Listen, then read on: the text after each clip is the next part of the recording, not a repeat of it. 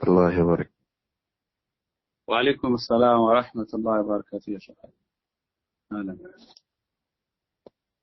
كيف حالك؟ الحمد لله يا شيخ. نبدأ.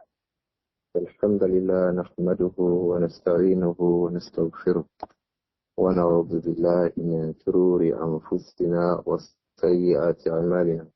من يهده الله فلا مضل له ومن يضلل فلا هادي له. لا شريك له محمدا عبده ورسوله صلى الله عليه وآله وسلم. أما بعد, our book is Kitab Al-Kabāir, the book regarding the major sins by Al-Hafiz Abu Abdullah Muhammad ibn Ahmad Adh-Dhahabi. We all refer to him as Al-Imām Adh-Dhahabi rahimahullah. He has mentioned to us Al-Kabāir, and he started with Al-Kabīratul Ula, Ash-Shirku Billahi Ta'ala, and in Al-Kabīratu Ath-Thaniyatu, the second Kabira amongst the Kabāir, he mentioned Qatlun Nafs, killing a soul.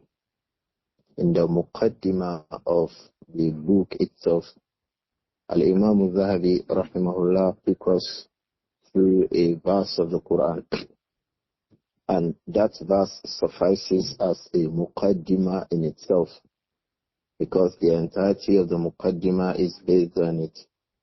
And that is that statement of Allah subhanahu wa ta'ala in Surah An-Nisa, إن تجتنبوا كبائر ما تنهون عنه نكفر عنكم سيئاتكم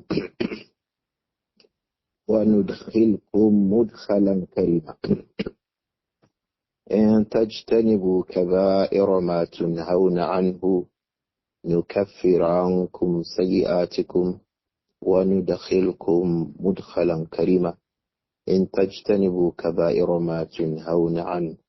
If you avoid the kaba'ir, from those things that we have prohibited you, if you avoid those of them that are from the kaba'ir, nukaffir ankum sayyatikum, we will forgive you, I will forgive you those other minor sins, those sayyi'at, wa nudkhilkum mudkhalan karima, and I will grant you a honorable entrance into Al-Jannah. So like I've always repeated, if anyone asks us, why are we busy with studying Al-Kabāir? We say we are studying Al-Kabāir because we want to enter Al-Jannah.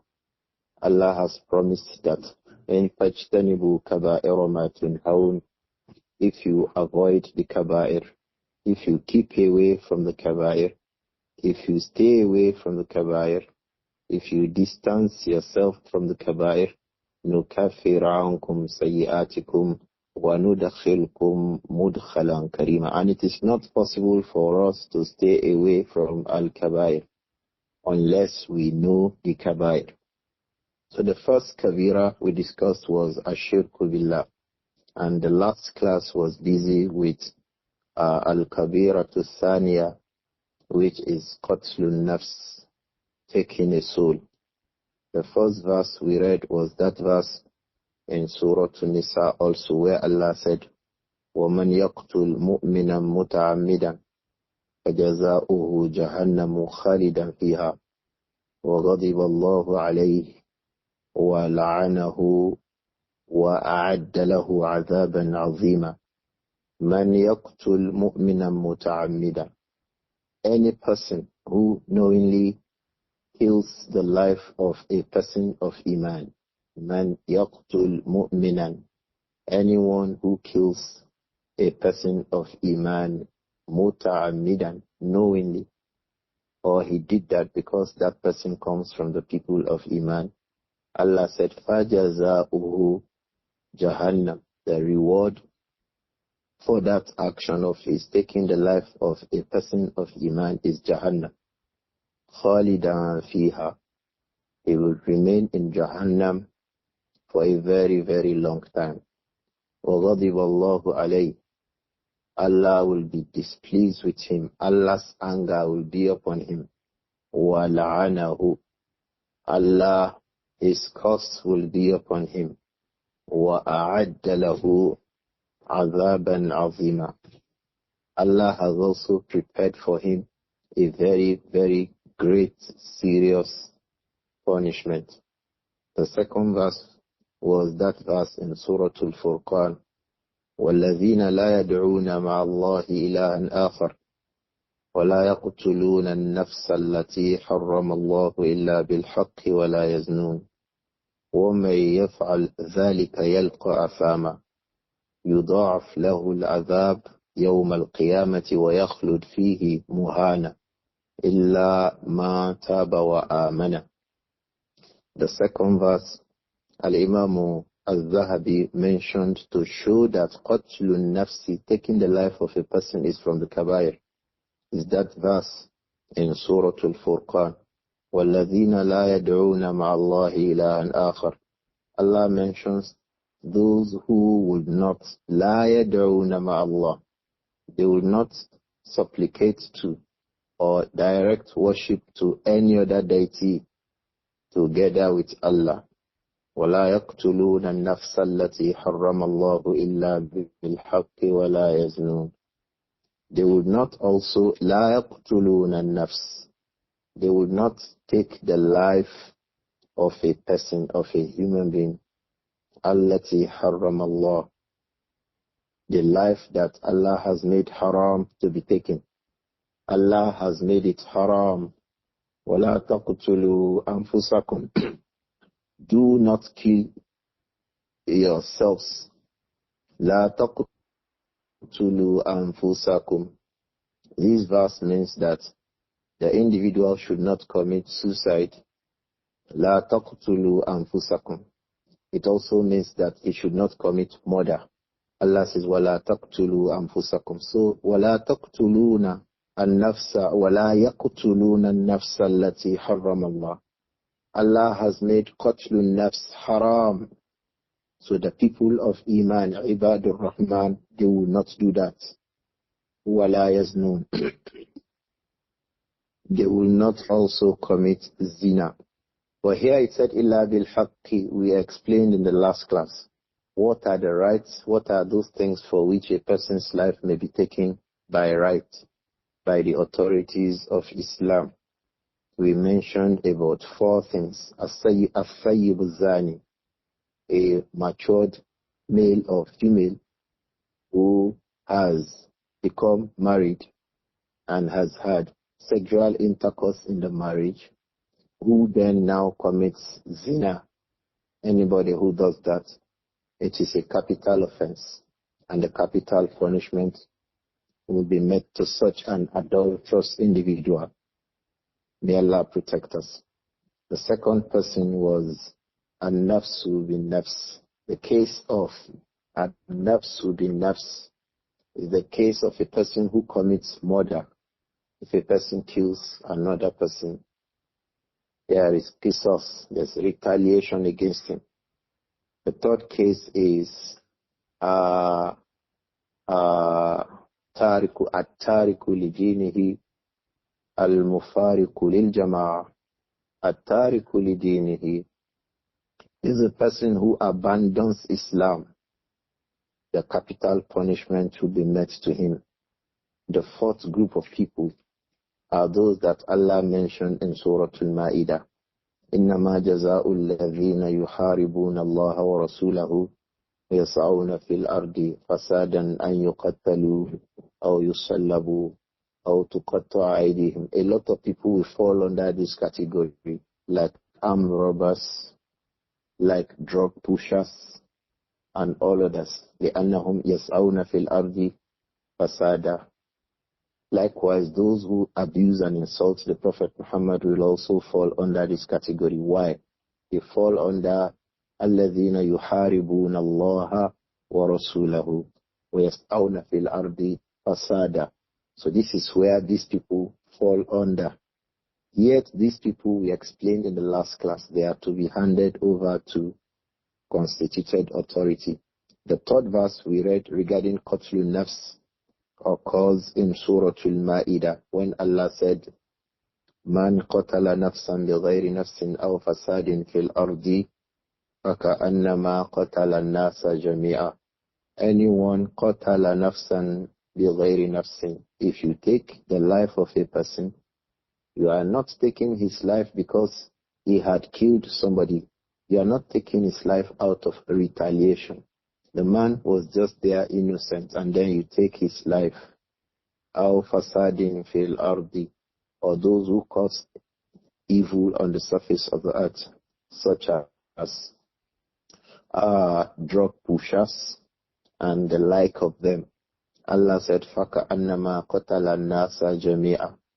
They are like those who kill the entirety of human beings. Whatever makes you become so confident to take the life of another person, you can take life another one. You can take another one. That's why when a person kills another person, commits murder, they should also be allowed to face the capital punishment. Otherwise, they begin to do it again and again and again, as if they have killed the entirety of the human beings. May Allah protect us from this evil.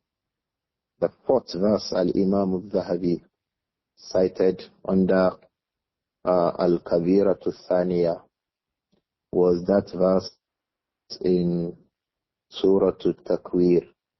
وَإِذَا الْمَوْءُودَةُ سُئِلَتْ بِأَيِّ ذَنبٍ قُتِلَتْ. Al-Maw'udah, they are young girls who, in the times before Islam, they used to be buried alive. Arabs hated to have girls as children for two reasons. The first reason is that they believe that girls will share from their wealth, eat from their food, but they will not work with them to earn. So they hated to have girls. The second reason they hated girls was they felt that men to have boys is a thing of pride in the society. It shows power, it shows strength, it showed energy, because the society was a society without authority, without constituted authority. It was a society of a wilderness where the stronger you are, the more you are able to oppress anybody. So they wanted male children by way of seeking protection from themselves, and by way of being able to aggress whenever there was need for aggression. So they took pride in having male children, and they did not like having female children. So whenever they have a female child, some of them, because some of the scholars of tafsir explain that that practice itself was not the practice of the noble people in the society. The noble people in the society did not bury their girls alive. The noble people in the society did not bury their girls alive. It was the downtrodden, the less important people in the society at that time who used to do it. It was not something that honorable people did. In fact, they cited one of the grandparents of Al-Farazdaq, one of the scholars of Arabic grammar poetry, because one of his grandparents, in fact, would purchase such girls alive. Instead of burying them, he would say, let me give you money, give me the girl. And he did that in about over 70 cases. And that his grandchild used to sing a poetry regarding that by way of praising his grandparents. That when people went below bar, were burying their girls alive, his own grandparents were buying those girls so that they can live under their own care, under their attention, and they can grow up as people rather than being buried alive. So al-maw'udatu are those girls who were buried alive. Arabs used to fear that they will share from their food, they will share from their wealth, and there is nothing they will get from them. So Allah said, these children that you bury alive, su'ilat, Allah will ask them on the day of Qiyam. بِأَيِّ ذَنْبٍ قُتِلَتْ. Well, why were you killed? What was your sin? He will ask those girls, what was your sin for which you were killed? That is by way of making the person who committed that murder be ready for the troubles of the murder. So the one who was murdered will be the one that Allah will ask. Just like he will ask Isa alayhi salatu wasalam, أَأَنْتَ قُلْتَ لِلنَّاسِ اتَّخِذُونِي وَأُمِّيَ إِلَهَيْنِ مِن دُونِ اللَّهِ. It was not Isa alayhi salam that told the people to worship him besides Allah. It was the people who chose to worship Isa. So the Isa who was worshipped will be asked, were you the one who told them to worship you? So the same way, the children who were buried alive, Allah will ask them, what did you do? That is by way of making the one who did it understand that he was in trouble on the day of Qiyamah. So the one against whom the crime was committed will be, what was your crime? Say, I didn't have any crime. So at that, the one who committed the crime will know that he or she is in trouble. Yes, even though there is qira'ah of that, وَإِذَا الْمَوْءُودَةُ سَأَلَتْ, there is qira'ah, which would mean that it is the girl who was buried that will be asking those who buried her, بِأَيِّ ذَنْبٍ قُتِلَتْ, what was her sin for which she was buried alive. In either of the cases, on the day of Qiyamah, children who were buried alive, they will ask those who buried them alive, Bismillah. They too will be asked. So it's like saying, if they are asked, they will now ask those who buried them alive. The girls will be asked, وَإِذَا الْمَوْءُودَةُ سُئِلَتْ. Those who were buried alive will be asked, بِأَيِّ ذَنْبٍ قُتِلَتْ. What was the sin for which they were killed? They will now ask those who buried them alive, بِأَيِّ ذَنْبٍ قَتَلْتَنِي. What was my sin for which you killed me? So this is from the miracles of the Quran. One expression will give us various meanings, more so when we begin to bring qira'at into it. So the girls will be asked. They in turn will ask those who had buried them alive. May Allah protect all of us from this evil. The next group of evidences were a hadith from the Prophet Muhammad alayhi salatu wassalam. Al-Imām Adh-Dhahabi, under this chapter, he has mentioned about 15 ahadith that makes us understand that qatlun nafs is very grievous and serious as an offense, taking the life of a person. Ikhwa, taking the life of a person is a grievous sin. Taking the life of a human being is a grievous sin. The sin is worse if the person whose life was taken is a person of Iman, a Muslim. It is more serious in the sight of Allah subhanahu wa ta'ala. So the Prophet Muhammad sallallahu alayhi wa alihi wa sallam said, اجتنبوا السبع الموبقات. اجتنبوا السبع الموبقات. O people, avoid السبع الموبقات, the 7 موبقات, muhlikat, 7 things that will destroy you. Avoid them. 7 things destroy people. Avoid them. The first thing that he mentioned is Ash-Shirku Billah, and we have discussed it. Al-Imām Adh-Dhahabi said, فَذَكَرَ قَتْلَ النَّفْسِ الَّتِي حَرَّمَ اللَّهُ. Then Allah mentioned Qatlun Nafs.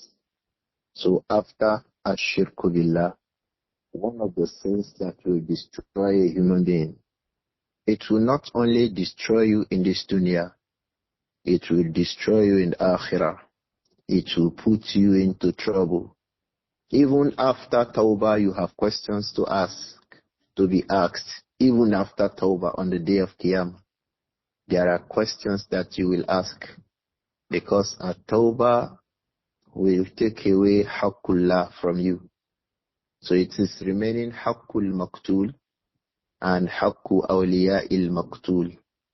You will still be asked questions on the day of Qiyamah if you deliberately kill a person. May Allah protect us. So the Prophet said, alayhi salatu wasalam, Ijtanibu as-sab' al-mubiqat. Avoid the 7 muhlikat, 7 things that destroy. فَذَكَرَ قَتْلَ النَّفْسِ الَّتِي حَرَّمَ اللَّهُ. And thereupon, the Prophet sallallahu alayhi wa sallam mentioned qatlun nafs, killing a soul, killing a life. The man was alive, you killed him. The woman was alive, you killed him. The young boy was alive, you stabbed him to death. The man was alive, you macheted him. You shot him with a gun. You killed her. All of these means by which people do all of these. It is trouble, ikhwa, on the day of Qiyamah and trouble in this dunya. Why? Qatlun nafs is muhlikun or muhlikatun. It is something that is destructive. It will destroy the murderer and it will destroy his akhirah. And that is why everybody has to run away from these evils. Run away from these evils. May Allah protect all of us. The hadith that follows that is the hadith of Abdullah ibn Mas'ud radiyallahu anhu. That one occurs on the next page. I hope that our brothers in charge of the screen will change to the next page. That occurs as hadith number 9. Al-Imām Adh-Dhahabi said, rahimahullah, وَقَالَ عَلَيْهِ الصَّلَاةُ وَالسَّلَامُ. The Prophet sallallahu alayhi wa alihi wasallam also said, وَقَدْ سُئِلَ أَيُّ الذَّنْبِ أَعْظَمُ. The Prophet sallallahu alayhi wa sallam was asked, سُئِلَ أَيُّ الذَّنْبِ أَعْظَمُ. Which of the sins is most grievous? That question was asked by Abdullah ibn Mas'ud radiyallahu anhu. He was sitting with the Prophet. He became alone with the Prophet. People had left them. He said, let me quickly use this opportunity to ask the Prophet alayhi salatu wasalam a question. And the question that he asked was, Ayyu dhanbi a'zamu. Which one amongst the sins is most grievous, is most serious, and is most destructive?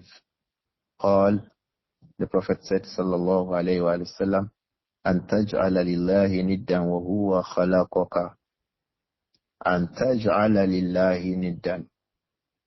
The most serious, the most grievous sin is أن تجعل لله ندا. That you place an equal, that you place an associate, a partner with Allah in His worship subhanahu wa ta'ala. You worship that person as you worship Allah, or you worship that person in a manner that Allah alone deserves to be worshipped like that. وَهُوَ خَلَقَكَ. While it was Allah that has created you alone, you direct worship to somebody else or to something else when you were just created by Allah alone. That was why in many places in the Quran, Allah will say, Ma ashhadtuhum khalqa samawati wal ard. Those things people worship besides me, were they witnesses? Were they there when I was creating my creatures? So if they were not there, why should they be worshipped together with me? When I was alone who made my creations, I made them for myself that they should worship me. So it is from the evils of worse category that antaj'ala lillahi niddan wa huwa khalaqaka. You place an equal with Allah, a partner with Allah. Wa huwa. When the truth is that, when the condition proper is that it was Allah alone who created you. In the reports of this hadith, Abdullah ibn Mas'ud said, Qultu lahu inna dhalika la'azim. Abdullah ibn Mas'ud radiyallahu anhu said to the Prophet Muhammad sallallahu alayhi wa sallam when he told him about shirk as the worst of sins. He said, Inna dhalika la'azim. Look at the tawqidat. Certainly, dhalik in this case is also from the aspects of showing tawqid, because it mentions shirk as something that should far away, something distant that nobody should come near. And then he brought this lam again. Inna dhalika la'azim. It is something that is really, really serious. What is that? An taj'ala lillahi niddan wa huwa khalaqaka. That you bring a partner, an equal, an associate in worship with Allah when it was Allah that created you. May Allah protect us. Ibn Mas'ud understood what it meant. After all, he had been with the people before the Prophet came with At-Tawheed, alayhi salatu wassalam. So he understands shirk, radiyallahu anhu. So he said, Summa ayu, after shirk, what is next from the sins that are most grievous before Allah? Then the Prophet said, alayhi salatu wassalam, An taqtula waladaka khashyata an yut'ama ma'ak. An taqtula waladak khashyata an yut'ama ma'ak. The second most grievous sin, ayyuhal ikhwa, is that an taqtula waladak, that you kill your children. Waladuka is mufradun mudaf. So if I say that you kill your children, I am not making a mistake. That you kill your child or that you kill your children. Khashyata an yut'ama ma'ak. Because you are afraid that that child will be fed together with you. In some riwayat it says, Khashyata an yat'ama ma'ak. You are afraid that that child will be eating the same food you have. Your child will share your finances. He will you have your salary. You are afraid that if you have children, that child will be sharing in your meag resources. That is the reason why after you are pregnant with a child, you abort the child. You are afraid that the child will be sharing from your little resources, as you call it. This one is a big sin with Allah. It is still from the aspects of murder in Islam. From the aspects of murder, ayyuhal ikhwa, in our religion, akramakumullah, may Allah protect us and honor all of us. Ikhwa, run away. Your wife became pregnant first, second month, and then you tell her to abort. Why? You cannot take care of pregnancy. This is you that Allah is talking to. You are from the killers. You are from the murderers. You that your child is in the womb and you stopped his process of life or her process of life. You wickedly went to the hospital to destroy that life. You are from the criminals that you must understand. May Allah protect us. Abdullah ibn Mas'ud radiyallahu anhu asked the Prophet, Summa ayu, after shirk, what is the next worst crime? The Prophet said, alayhi salatu wassalam, An taqtula waladaka. In some riwayat it said, Makhafata an yat'ama ma'ak. You are afraid that he will share from your resources. And Allah had assured you. Allah said, وَلَا تَقْتُلُوا أَوْلَادَكُمْ مِنْ إِمْلَاقٍ لَا تَقْتُلُوا أَوْلَادَكُمْ مِنْ إِمْلَاقٍ. Don't let your imlaq, poverty, faqru, don't let it make you kill your children. Whether those children have come into being on the earth or they are just in the womb waiting to come on the earth. The fact is that they are already given to you as children. So as long as the children have become a child, you know there is a pregnancy, there's a child in the womb, or that the child is already born into life. We have seen people doing the two. When we were younger than this, we used to see people deliver a baby, they throw the baby in dustbins. I have seen one with my eyes when I was much, much younger. We saw the girl, young. It was still alive. It was picked up by the state government then from the dustbin. People do this. Allah says, La taqtulu awladakum min imlaq. Do not kill your children because you are presently poor. Because you are presently a poor man, don't let that push you to kill your child. In another place, Allah says, وَلَا تَقْتُلُوا أَوْلَادَكُمْ خَشْيَةَ إِمْلَاقٍ. Don't kill your child. Now you are not poor. You are just afraid that if you have those children, it can lead you to poverty. Unfortunately, this is what many agencies now do. They make people become afraid. Some of them may even encourage you to kill your children in an abortion. This one has led many women to, they have taken to a lot of pregnancy preventive measures because the reason is that they don't want to share their resources with their children. As long as this is the reason, it is unlawful. If it makes you kill a child, then you are a criminal. Allah said, وَلَا تَقْتُلُوا أَوْلَادَكُمْ مِنْ إِمْلَاقٍ. Elsewhere he said, وَلَا تَقْتُلُوا أَوْلَادَكُمْ خَشْيَةَ الْإِمْلَاقِ. خَشْيَةَ إِمْلَاقٍ. Whether you are poor now, don't kill your child. Whether you have some things now, but you are afraid that if you have many children, you will become poor, don't let that push you to kill your children.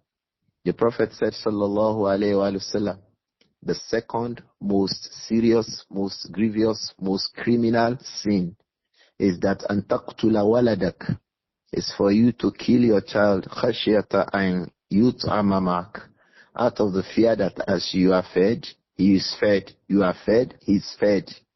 That can lead you to poverty. When you now kill that child, you are a criminal. It is from the aspects of qatlun nafs, taking a soul. May Allah protect us. It is common now, especially in the name of abortion. Some women even go to abort out of adultery and out of fornication. That one is worse. You have two serious sins now on your head. You have the sin of fornication or the sin of adultery, and then you have the sin of taking a soul. La hawla wa la quwwata illa billah. You commit adultery or you commit fornication, you are firstly a criminal, and then you kill a soul. It worsens the crime. Each of them is serious enough to destroy the individual in his life and his hereafter. So you see now that Kabāir are things that we must run away from. Nobody will commit these Kabāir except the person is truly, truly a criminal. Ikhwa, let's not forget from the things we mentioned is that we are reminding ourselves about these, so that anyone who had ever fallen into them, we raise towards at-tawbah. Don't forget, we mentioned in the muqaddimah that one of the points in this book is that inna Allaha wasi'ul maghfirah. So whether you have committed qatlun nafs or you have committed ashirk, Allah will forgive you if you make tawbah. So the most serious sins, the first one is ashirku billah. The second one is an taqtula waladaka khashiyata an yut'ama ma'ak. The second major sin is that you kill your child because you don't want him to share from your little resources, as you call it.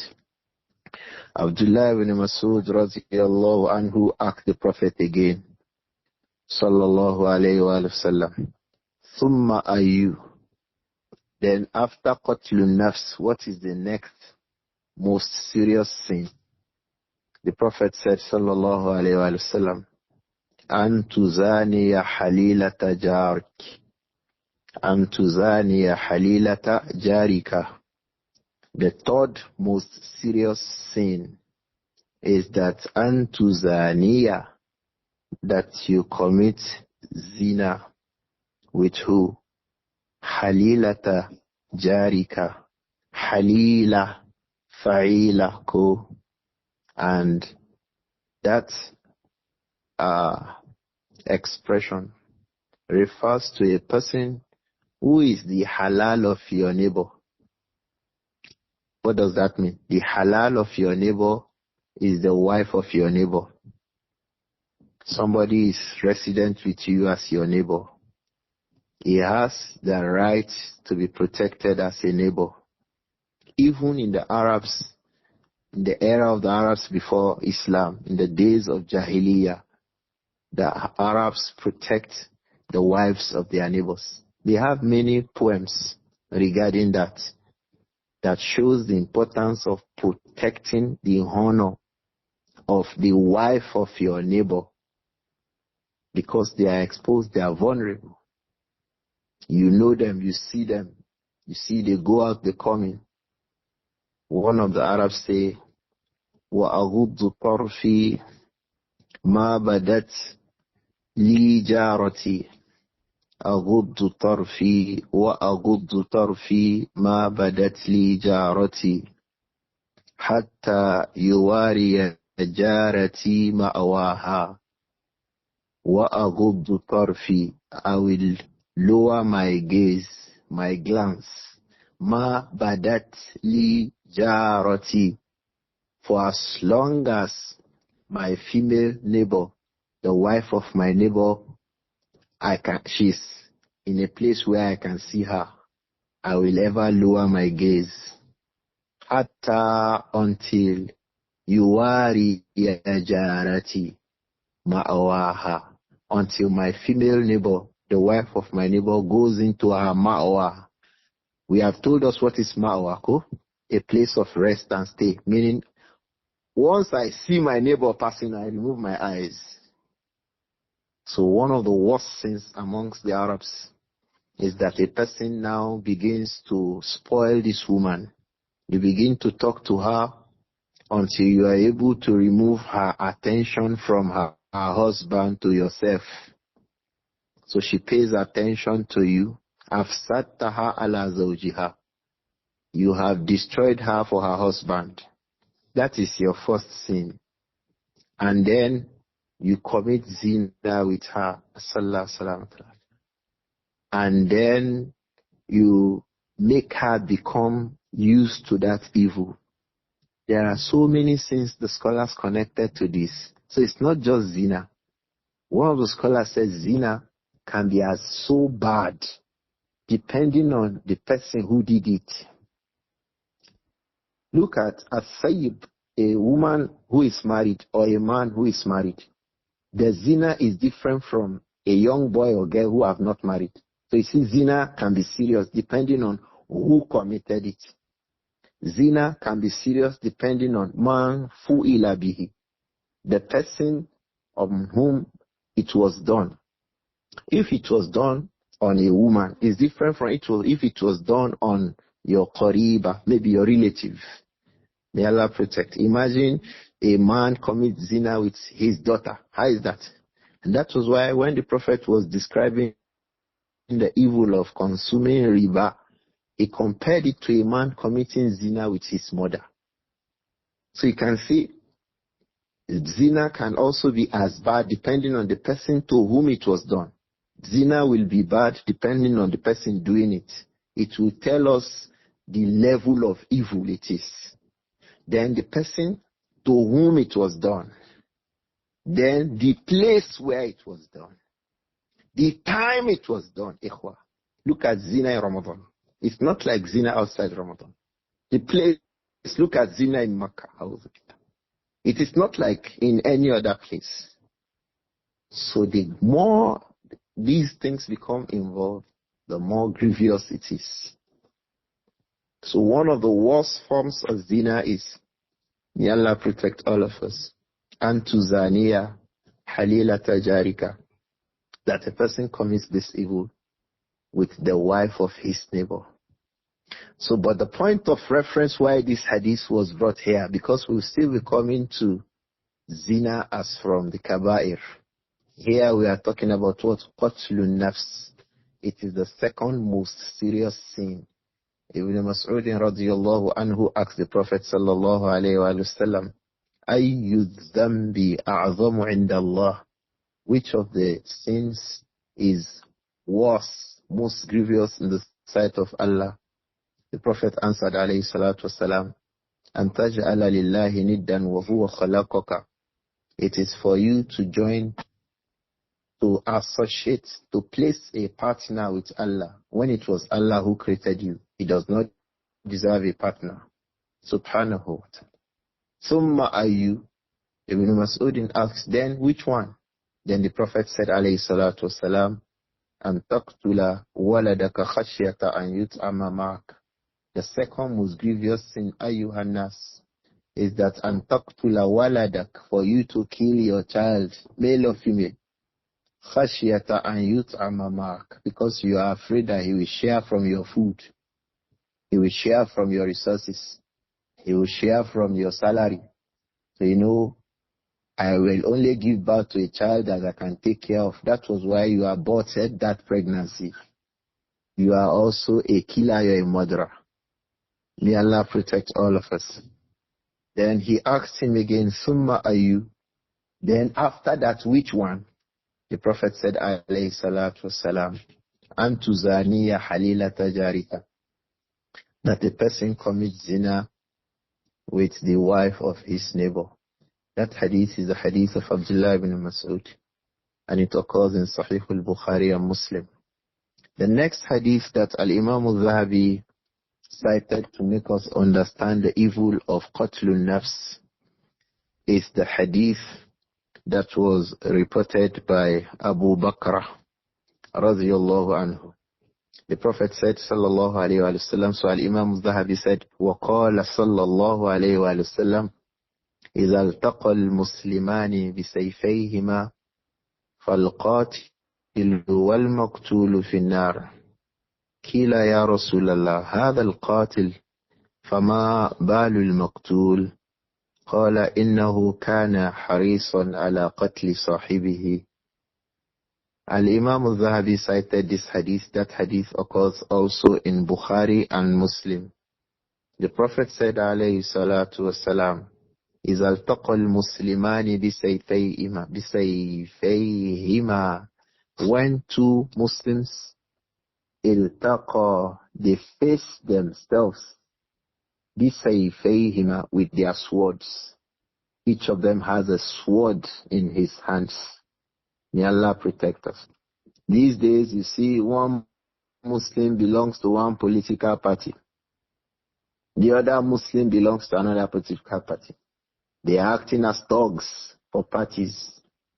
During elections, you see people face themselves. One Muslim with another Muslim, with swords on both sides. They are fighting not for them to be leaders. They are fighting for some people to be leaders. That is why you take a sword against your brother. May Allah protect all of us. إِذَا الْتَقَى الْمُسْلِمَانِ بِسَيْفَيْهِمَا فَالْقَاتِلُ وَالْمَقْتُولُ فِي النَّارِ. The Prophet said, alayhi salatu wasalam, when two Muslims face this, فَالْقَاتِلُ, the one who killed the other one, وَالْمَقْتُولُ, and the one who was killed, the two of them will be in Jahannam. فَالْقَاتِلُ وَالْمَقْتُولُ فِي النَّارِ. The one who killed, وَالْمَقْتُولُ, and the one who was killed, فِي النَّارِ. The Prophet, alayhi salatu wasalam, he gave them that the punishment for their sin is fire. The companions, radiyallahu anhum, they usually ask these questions so that they can keep away. When they ask, they are asking to keep away. Abu Bakr radiyallahu anhu asked the Prophet alayhi salatu wasalam, he said, Kila, The Prophet was asked, alayhi salatu wasalam, Ya Rasulallah, O Messenger of Allah, Ahadha al-qatil. This is the person who has killed. We understand that one. Fama balul maqtul. How about the one who was killed? How does he become also min ahli nar? How does he also become from the people who will enter the fire? The Prophet said, alayhi salatu wasalam, Innahu kana harisan ala qatli sahibihi. He also kana harisa. He was also making efforts. He was also making some efforts to do what? Ala qatli sahibihi. He was also making efforts to kill the other person. But he ended up being killed. The two of them are guilty of the offense of murder. In another expression, the Prophet said, alayhi salatu wasalam, Innahu qad arada sahiban azima. All of these are sufficient to make a person avoid this evil of taking the life of a person. And anybody who has ever done it before, my dear brother, go and seek serious tawbah from Allah. There's no way out without tawbah. Go and look for good means of tawbah. Go and look for tawbah, sound tawbah, tawbatan nasuha, and then increase in your good deeds. If it has ever happened that the life of a person has been lost from your hand, go and start looking for good tawbah. The hadith we just read occurs in Bukhari and Muslim. In the hadith that followed it, Al-Imām Adh-Dhahabi said, rahimahullah, وَقَالَ صَلَّى اللَّهُ عَلَيْهِ وَآلِهِ وَسَلَّمَ. The Prophet Muhammad sallallahu alayhi wa alihi wasallam also said, لا يزال المرء في فصحة من دينه ما لم يتند بدم حرام ما لم يتند بدم حرام لا يزال المرء في فصحة من دينه. The Prophet said alayhi salatu wasalam, and this hadith is from the hadith of the companion radiyallahu anhu. This from the hadith of Abdullah ibn Umar radiyallahu anhuma. I think Amr ibn al-As also has a riwayah of that hadith. A number of the companions have reported it. لا يزال المرء في فسحة من دينه. Sa'a. The individual will continue to be upon vast favor from Allah. He will continue to enjoy in his religion. He will be managing himself here and there in his religion. لا يزال المرء في فسحة من دينه. He will be going forth and backwards in his religion, observing his salah, fasting Ramadan, paying zakah if he's able, going for umrah, attending programs, attending madrasa, taking care of his wife, taking care of his children. You see this kind of freedom that he's enjoying. That is how he will be. مَا لَمْ يَتَنَدَّ بِدَمٍ حَرَامٍ. As long as lam yatanadda, as long as his hand is not become wet with what? Bidamin haramin, with blood that is haram. As long as your hand is not wet from haram blood, anta fi fushatin fi dinik. You have a lot of space. You have a lot of chance inside your religion. Chance to do well. Chance to even make mistakes sometimes and quickly correct the mistakes. These are chances. But once you have a blood on your neck, it is problem for that individual. May Almighty Allah protect all of us. This hadith occurs in the Musnad of Al-Imām Ahmad. It also occurs in Sunan At-Tirmidhi by Al-Imām At-Tirmidhi. The Prophet Muhammad sallallahu alayhi wa sallam said, لا يزال المرء في فسحة من دينه ما لم يتندى بدم حرام. The individual will continue to be upon openness, freedom, free chance, vast opportunities in his religion, as long as lam yatanadda bidamin haramin, he has not gotten wet. Blood has not touched his body from another person's life. When you have not, you are free like this. Brother, enjoy your freedom. Never let it happen that someone else's blood comes out from your own hand. And don't forget when it says, وَلَا تَقْتُلُوا النَّفْسَ الَّتِي حَرَّمَ اللَّهُ إِلَّا بِالْحَقِّ. He has told us what is al-haq. We've told us about that. We have about 4 groups of things. An adult who commits zina. If they commit zina and the government after trial says the person should be stoned to death, the government will do and prepare how that person will be stoned to death according to the laws of the Sharia. So az-zani was zaniyatu, sayyibu zani. The second one is an-nafsu bin nafsi. A person kills one person, he be killed in retaliation. The government will hold the person who commits murder. Appropriate steps will be taken. The person will be killed. The third one, at-tariku lidinihi, the one who abandons Islam. Al-mufariku lil jama'ah. When he abandons Islam, he abandons the rest of the Muslims. That is a capital offense. He rose in insurgency against the rest of the Muslims.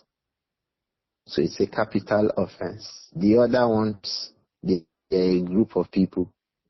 Innama, like we told us, Allah mentioned them in Surah Al-Ma'idah. الَّذِينَ يُحَارِبُونَ اللَّهَ وَرَسُولَهُ يَسْعَوْنَ فِي الْأَرْضِ فَسَادًا. They go to war, they declare war against Allah, war against the Prophet Muhammad, alayhi salatu wassalam, and then they spread evils on the surface of the earth. This one will involve armed robbers. It will involve drug pushers who may be sentenced to death. It will involve those who abuse the Prophet sallallahu alaihi wasallam. It may involve those who abuse Allah and commit blasphemy and the like of that. They are all a group of people under that verse. May Allah protect all of us. So the individual, apart from getting involved, maybe is now a staff of the prisons who will be in charge of taking the life of these groups of people, or that he's part of the Muslims who stoned an adulterous male or female to death. This is lawful. But outside these ones, as we have described it, if you take the life of a person, you are in trouble. May Allah protect all of us.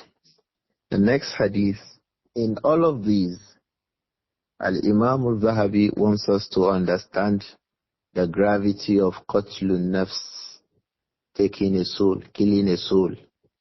It's a very, very serious offense from the Kabāir.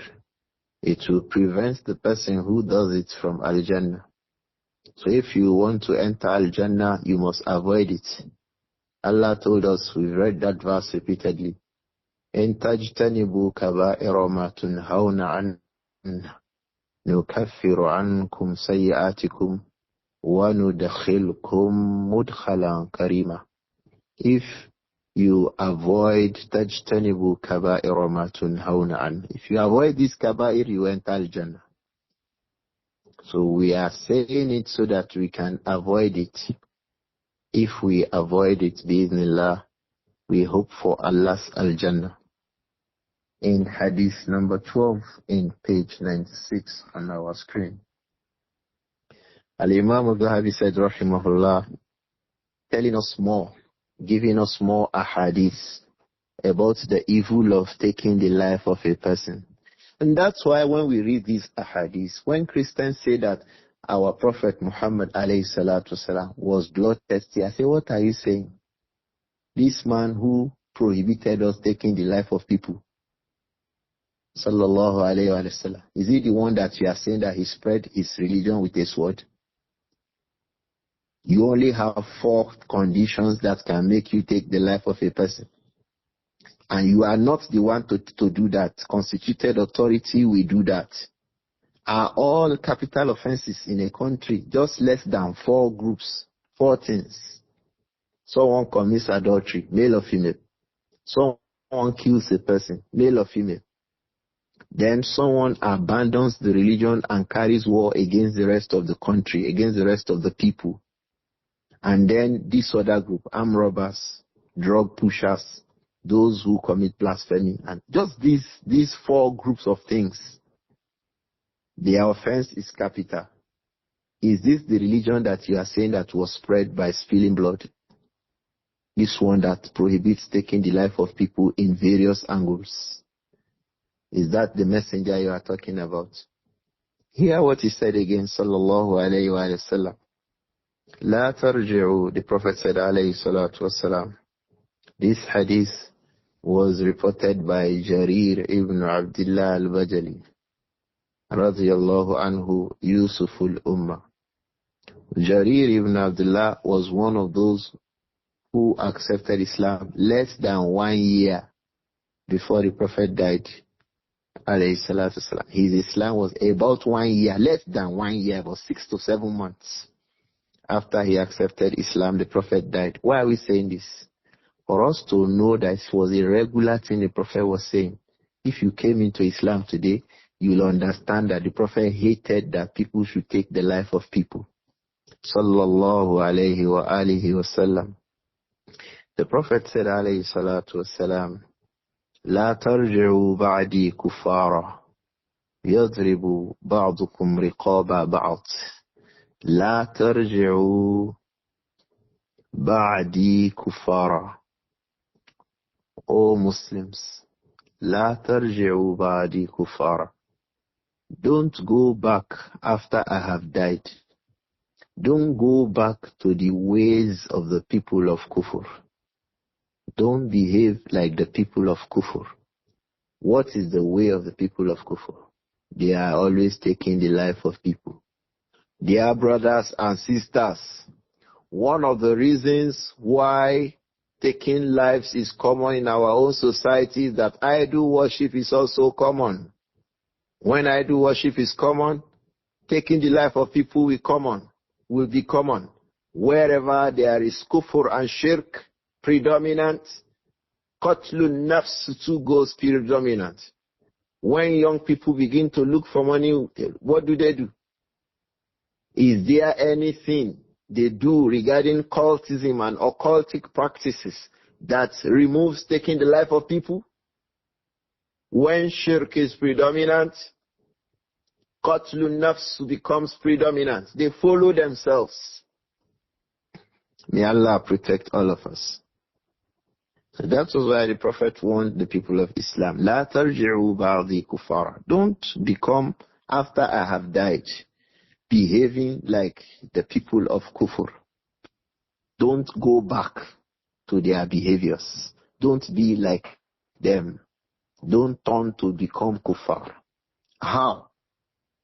Ulama said kufr here is al-kufrun duna kufr. It's not saying that once a Muslim kills another Muslim, he has become a kafir. No. But to go on taking the lives of people without haqq, without the right, as we have explained, it is from the way of the people of kufr. Don't do that. So he brought a tafsiriyah. What was that? يَضْرِبُ بَعْضُكُمْ رِقَابَ بَعْضٍ. You go on, begin to kill yourselves. ضَرْبُ الرِّقَابِ. Cutting your necks. This one kill this one, this one kill this one. Don't behave like that. The way kuffar behave. Don't go back to that lifestyle again. So meaning that Islam was a religion that really takes care of the life of the human being. Look at the Quran says if you take the life of a person, فَكَأَنَّمَا قَتَلَ النَّاسَ جَمِيعًا. Is this the religion that you say they spread it because They were just killing people. The Prophet warned against taking the life of the people. Sallallahu alayhi wa alihi wa sallam. La tarji'u ba'di kuffara. O Muslims. He warned his companions. Sallallahu alayhi wa sallam. Don't return to the way of the people of Kufr. What were they doing? يَضْرِبُ بَعْضُكُمْ رِقَابَ بَعْضٍ. For you to now, a group of you begin to cut the necks. It was expressive. A group of you begin to cut the necks of another group. لَا تَرْجِعُوا كُفَّارًا بَعْدِي. Don't go back to that. He called it kufr because it's a serious offense. Some scholars say because it easily leads to kufr. Some say the kufr referred to here is kufrun duna kufr. He mentioned something similar to that in Surah Al-Hujurat. So taking the life of a person, the point in these ahadith is a serious offense. It is from the Kabāir. It will prevent you from Al-Jannah and it will bring you into Jahannam unless you make sound tawbah and keep away from it. So that's why we say the verse, in tajtanibu kaba'ira ma tunhaw. If you avoid kaba'ir, you will enter al-Jannah. Nukaffir ankum sayyi'atikum wa nudkhilkum mudkhalan karima. So you have seen kaba'ir. The second kabira from amongst the kaba'ir, or the second kabira we have mentioned is what? Qatlun nafsi. We still have a few more ahadith bi'idhnillah we'll look at in a subsequent class.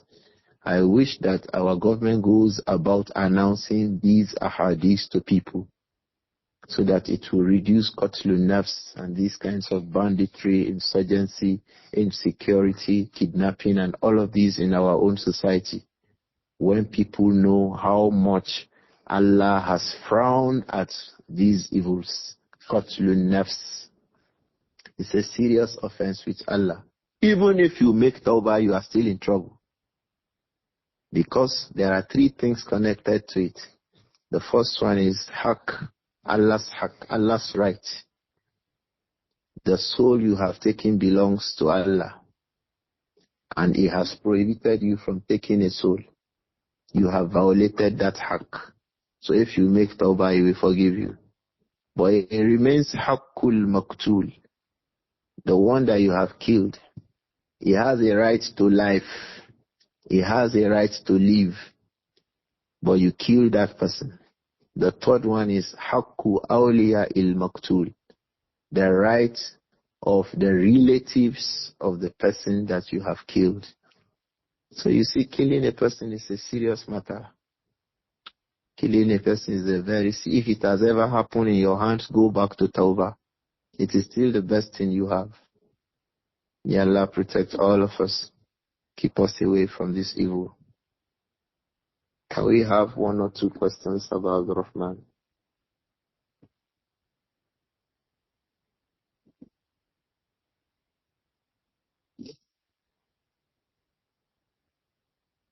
شيخنا أحسن الله إليك. آمين وإياكم أبا عامر. عليكم السلام ورحمة الله وبركاته. Now, the first question reads, جزاكم الله خير شيخنا. Please, I have questions regarding taking life. If a person takes the life of someone who wants to steal from him, is that right? Also, is the government free to take lives without those reasons of life for life, etc., those valid reasons? Well, the first question, the Sharia encourages us to protect our property. And it encourages us to fight those who want to usurp our property. But just like we all know, somebody should not hold a stick and you are holding a gun. You are now saying that you want to protect yourself. That's beyond protecting yourself.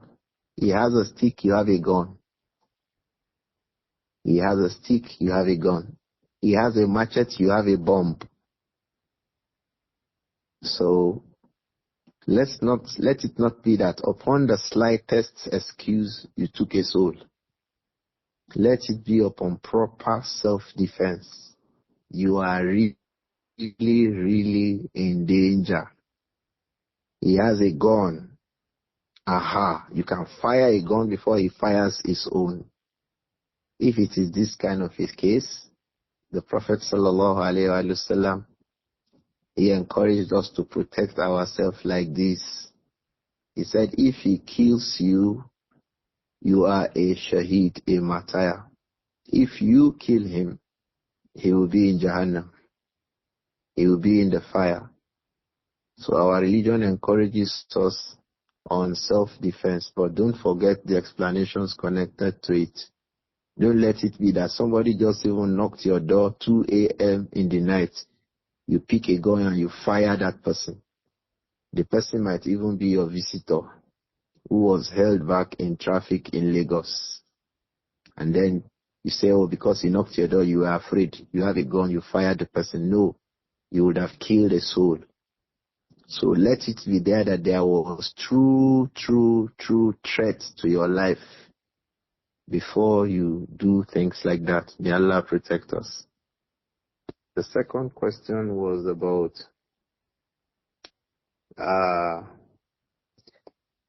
can government expand the frontiers of capital punishment?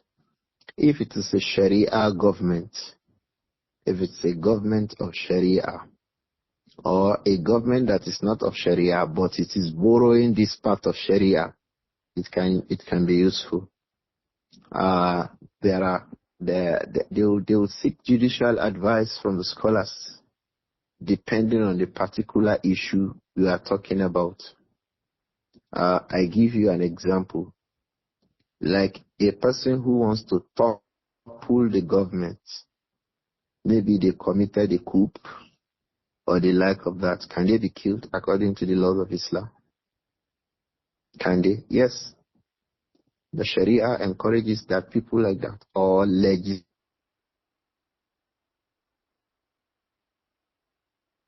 that people like that may be killed.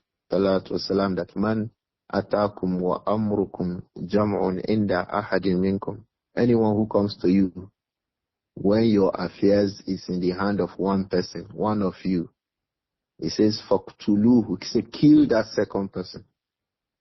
So if the country is under a rule, the other one commits a coup, yes, we still have a rule in the Sharia that people who attempt to topple a government may be killed. So Islam still allows that. So there are particular cases like that if you give examples. Like young people used to speak against the capital punishment for drug pushers. Say that's verse in the Quran. Many scholars use it. That وَيَسْعَوْنَ فِي الْأَرْضِ فَسَادًا إِنَّمَا جَزَاءُ الَّذِينَ يُحَارِبُونَ اللَّهَ وَرَسُولَهُ. Many countries in the world, both Islamic and non-Islamic, that is the law they have adopted. Drug pushing is a capital offense. So like that, so it depends on the case. It will find a place in the Sharia one way or the other. If it does not find a place, then it is not lawful to make it a capital punishment. I hope that it is clear about the Rahman.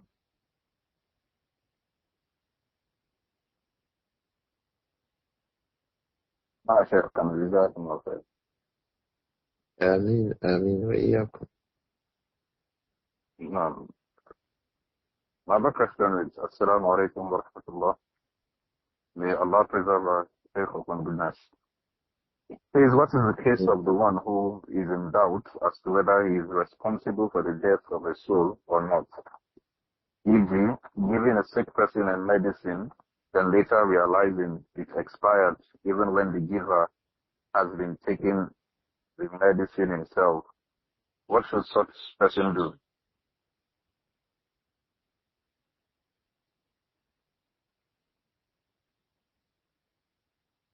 Well, Abba Amir, I did not hear the last part of your asking, but I think I can read. I saw that question. Well, if there is no clear cut, before we say a person was responsible for the death of another person, there will be clear-cut link between that person and the death of the second person. Clear-cut link. So if it's about doubt, you may just increase in good deeds. You may just increase in sadaqat. You may just increase in fasting and the likes of these, because there is no clear-cut evidence connecting you to the death of the person. So just be sure that you do a lot of good deeds, bismillah. May Allah protect all of us from this evil. Never make the life of a person go away from our own hands.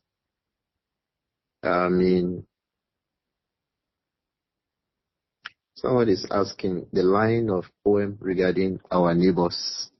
It says that وَأَغُضُّ طَرْفِي مَا بَدَتْ لِي جَارَتِي وَأَغُضُّ طَرْفِي مَا بَدَتْ لِي جَارَتِي وَأَغُضُّ طَرْفِي مَا بَدَتْ لِي جَارَتِي حَتَّى يواري جارتي مأواها حتى يواري جارتي مأواها. أغض طرفي, I will lower my gaze, my sight. ما بدت لي جارتي, for as long as my neighbor can be seen by me. As long as I can see her, I will put away my sight away from her. Hatta until yuwari jarati ma'waha, until the wife of my neighbor yuwari becomes covered up by her residence, meaning until she enters into her residence. I will not look at her. Brothers, this is one lesson here, is that don't go and start trying to become unnecessarily familiar with the wife of your neighbor. If you are unnecessarily familiar with her, you will not be able to keep off your glance from her. And shaitan usually starts the evil from looking at her. The evil starts from looking. And that was why the Sharia prohibited looking. It says, وَكُلْ لِلْمُؤْمِنِينَ يَغُضُّوا مِنْ أَبْصَارِهِمْ وَيَحْفَظُوا فُرُوجَهُمْ. Look at what he connected. Looking and preserving your chastity. If you look, if you are not careful, you will destroy your chastity. But if you keep away from looking, Allah will help you to protect your chastity. So that poem said, وَأَغُضُّ طَرْفِي مَا بَدَتْ لِي جَارَتِي حَتَّى يُوَارِيَ جَارَتِي مَأْوَاهَا. I hope that it is clear. The second question the person asked, are artificial nails and eyelashes accepted in Islam?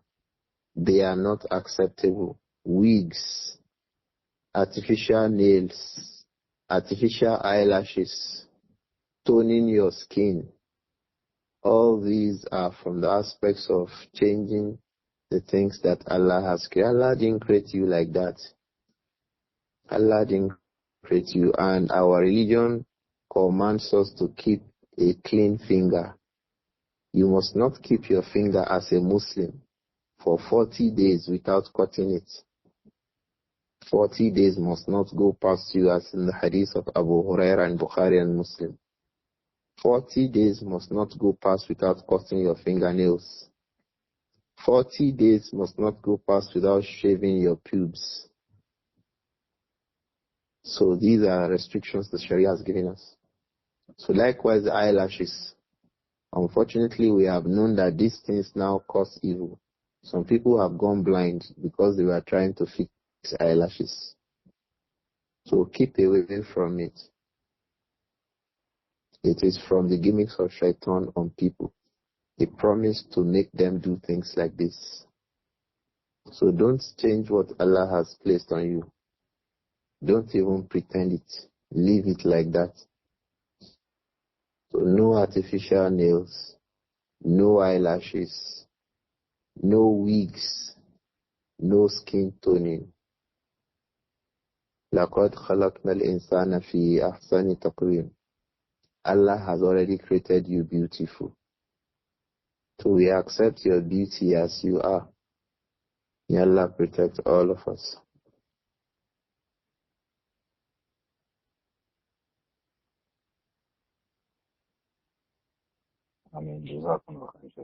Abu Amir. Ameen, you're welcome.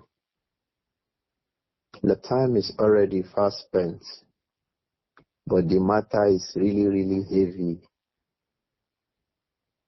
Are you feeling the heaviness too, Abu Amir? No, Shaykh.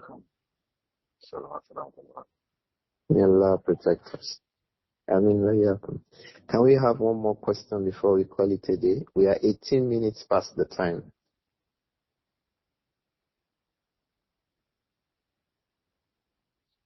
No, Shaykh. The question here is, please, how does one make serious tawbah? The way to make serious tawbah, we have been repeating it and will not stop repeating it. The first thing about tawbah is to stop the sin. A young girl bleaching, a young girl having eyelashes. If you want to make tawbah, the first thing is to do what? Stop bleaching, remove those eyelashes. A girl who has wigs on her head, she wants to make tawbah. The first stage is start losing those wigs. You have a boyfriend you are going about with. You want to make tawbah, the first thing is to send a message to him to stop every kind of relationship with him immediately. May Allah protect us. The first step to tawbah is to stop the sin immediately. The second step to it is you regret even ever doing it before. Why was I in this thing before? Why would a young girl go about committing zina before? Why? Why will you do that before? What were you looking at before? Were you in your right senses before? Why were you toning before? Why were you wearing wigs before? What were you looking at before? So you regret even ever getting into it before. That is the second stage. The first stage, you stop it immediately. The second stage, you regret even ever doing it at all. The third stage is to ask Allah to forgive you. Allah forgive me. Allah forgive me. Allah forgive me. And the fourth stage is that you determine that you will never ever go back to it again. You will never go back to it again. This evil that Allah has made me see as evil, I will never do it again. The fifth one is that if it has the right of people, you return their rights to them. If you have people's shoes with you, you stole. You stole people's clothes. You stole people's money. You stole people something, property belonging to people. You return it to them. If it is from government, you return it to the government's account. Go and return it now. Those things can make you be in Jahannam on the day of Qiyamah. That's why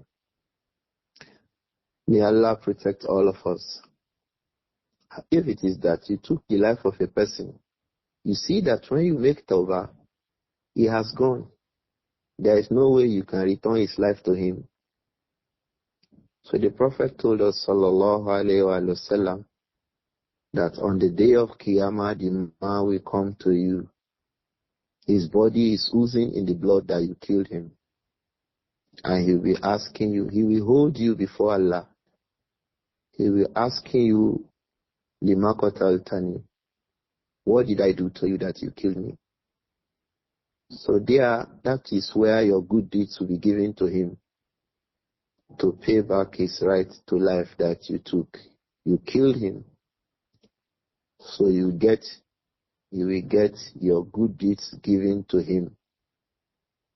If your good deeds have all been spent, his own sins become heaped upon you. That was why in Al-Ma'idah, when Allah described the two children of Adam, the other one said to him that if you kill me, أن تبوء بإثمي وإثمك فتكون من أصحاب النار. تبوء بإثمي وإثمك. You will carry my sins on your head together with your own sins. The heaviness of these two sins will make you be from the people of Jahannam. فتكون من أصحاب النار. وذلك جزاء الظالمين. So you see, Tawbah, if it has to do with killing, it's a serious matter. Very serious. But if you are sincere with your Tawbah, maybe Allah will free you on the day of Qiyam. Maybe if you are sincere with Tawbah, if a sin has to do with the rights of people, maybe if you are sincere, Allah will forgive you. He will help you settle those rights on the day of Qiyam, so that you go into Al-Jannah without punishment. Because that one too will happen. Allah will liberate some people, even if they did not even make Tawbah. Not to say some who would have made Tawbah. So some people will still be freed. They will go to Al-Jannah. Maybe because of their sincerity. Maybe because of the dua of their children. Maybe because of one good deed they used to do on the surface of the earth. Allah will look at it and just overlook all these other sins for them. Say, go. Oh Allah, this is what we beg you for. So this is Tawbah. But you can see that Tawbah about Qatlun Nafs is serious. May Allah protect all of us and forgive all of us.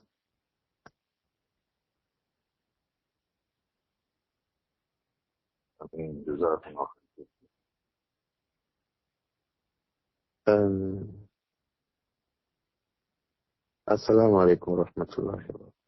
وعليكم السلام ورحمة الله وبركاته.